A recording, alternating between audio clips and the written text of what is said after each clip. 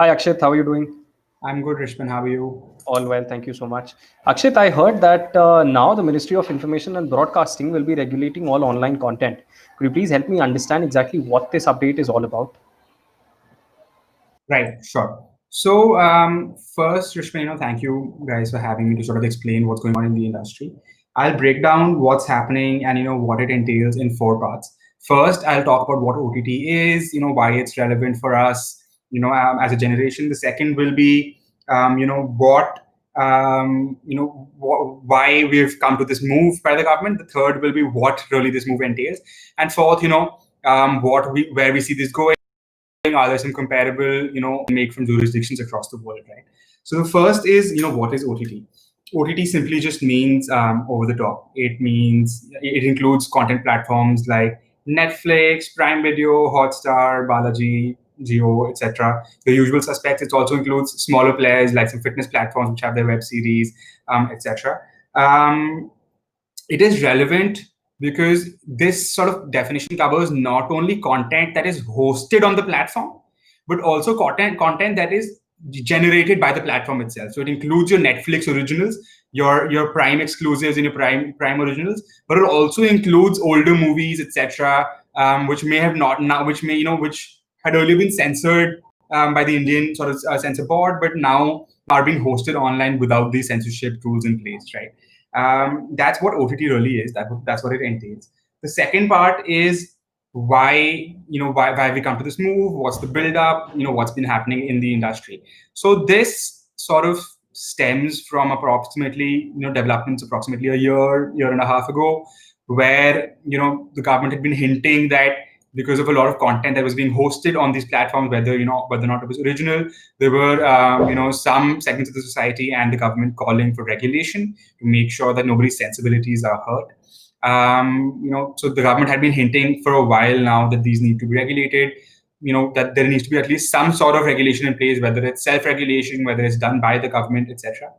So the OTT platforms had actually signed, sort of come together. The larger platforms had come together and formed a self-regulation code similar to what the NBSA does for news organizations and for television media.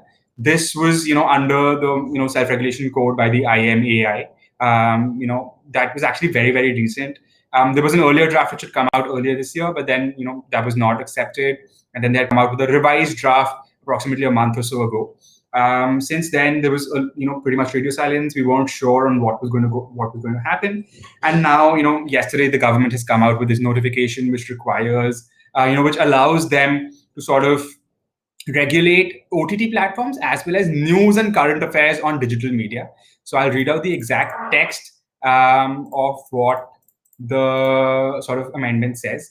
It talks about films and audiovisual programs made available by online content providers, which includes your OTT, and also news and current affairs content on online platforms. So it's not strictly correct to say that this move is only for OTT platforms. This move also includes your websites, your sort of internet media and internet news agencies like The Wire, The Print, etc., and any other sort of agency, Op India, whatever you want to sort of bring Do you into think that. this is also going to cover Twitter and Facebook platforms like these? It is possible. However, Twitter, Facebook, etc., don't generate or host content of their own relation. They don't sign into agreements and then do it.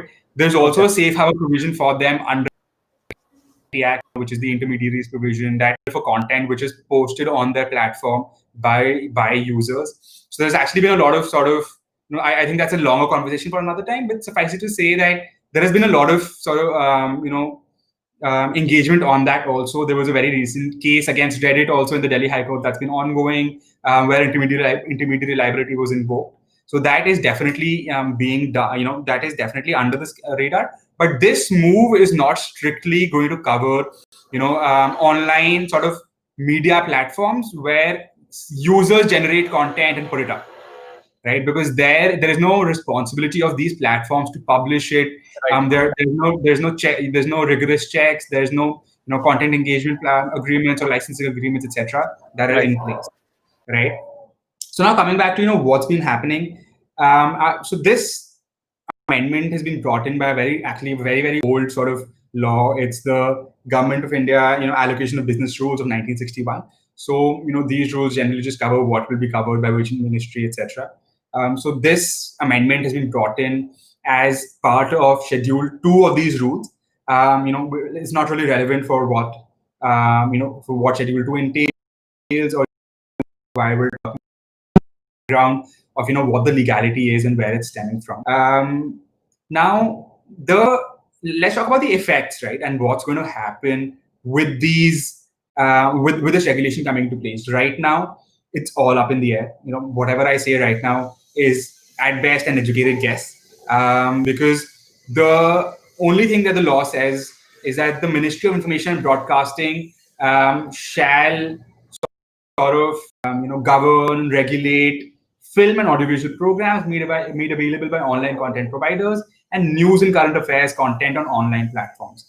Now, what is going to be the scope of regulation? Will it include some sort of a censor medium similar to the one that we have for theatrical releases?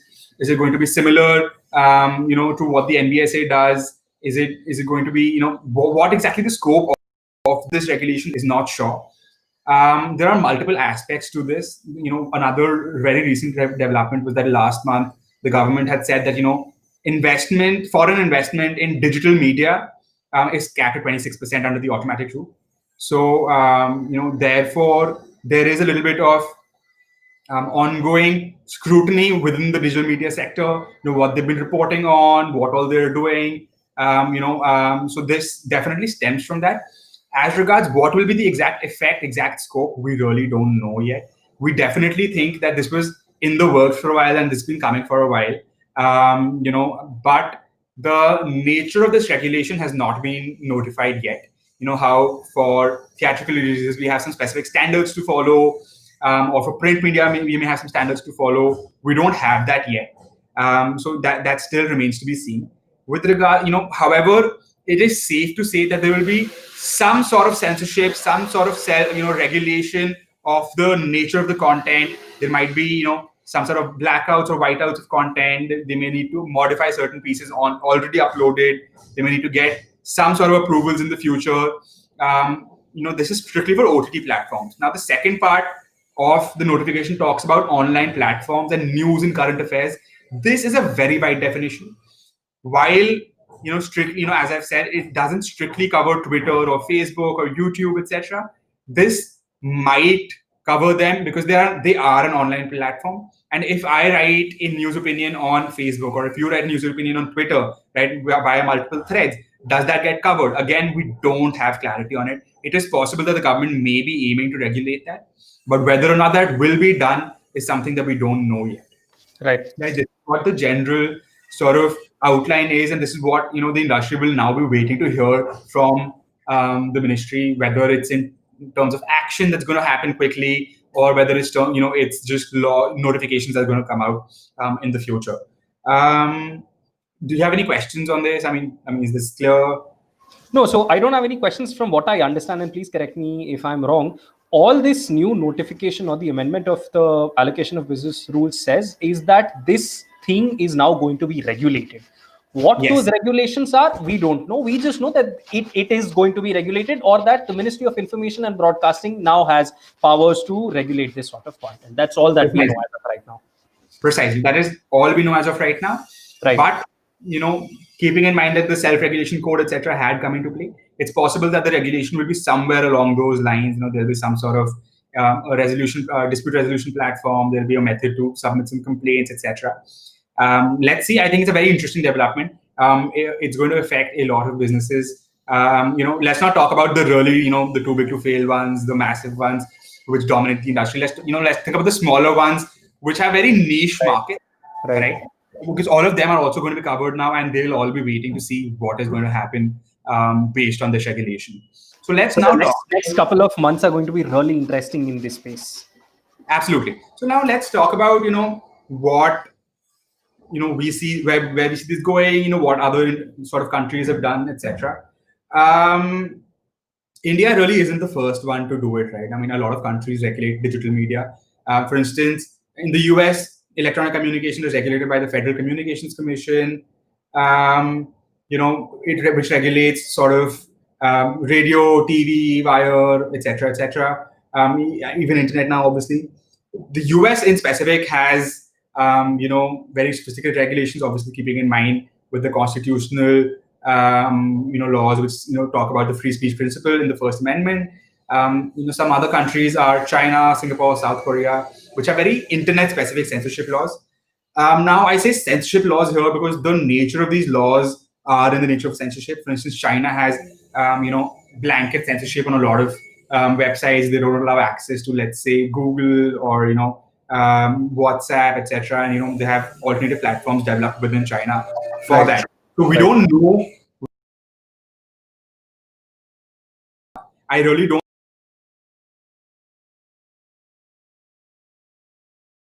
Regulation of the content that is hosted on these platforms. I do think that this may be challenged in the future based on intermediary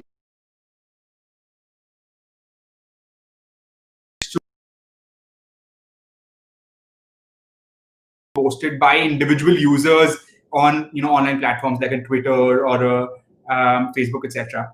Another aspect here, which I think we've missed out so far, is there are a lot of opinion pieces which are not usually edited by online media organizations, right? For instance, I can write something with a Wire on their opinion piece. Right? LiveMint has an opinion platform where I can write something and self-publish it. Forbes has it. A lot of these others do. So what is going to happen to those self-edited, self-published pieces?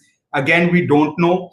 In my opinion, ideally that should fall under the intermediary liability guidelines. Simply, the provision because that is not being done by those agencies. It is, my content that they're simply hosting, right? So let's see what it holds. I think this may have very, very wide-reaching impacts, both for OTT platforms, for online media, etc. So let's see where it goes. Absolutely. Thank you so much for joining me today and clarifying this development. It's been extremely, extremely helpful. Sure. Thank you so much, Rishman.